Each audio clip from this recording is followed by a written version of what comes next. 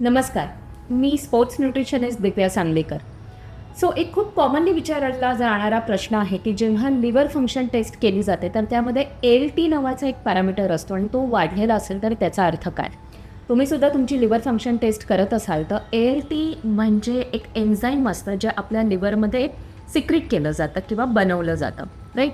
आता ह्याचे पॅरामीटर्स किंवा ह्याचा जो नंबर आहे तो दिलेल्या रेंजपेक्षा जास्त असेल तर कुठे ना कुठेतरी लिव्हरला त्रास आहे किंवा लिव्हरला डॅमेज होतं आणि आपल्याला लाईफस्टाईल मॉडिफिकेशनकडे लक्ष देणं अत्यंत आवश्यक आहे, राईट? सो जर का एल-टी वाढलेला असेल तर लिव्हर डॅमेज आहे त्याच्यातनं आपल्याला लक्षात येतं.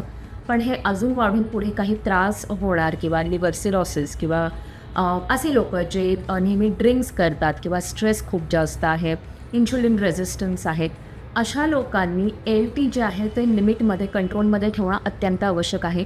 काही बेसिक लाईफस्टाईल मॉडिफिकेशन्स करून आपण जे एल-टी आहे हे कंट्रोलमध्ये नक्की ठेवू शकतो.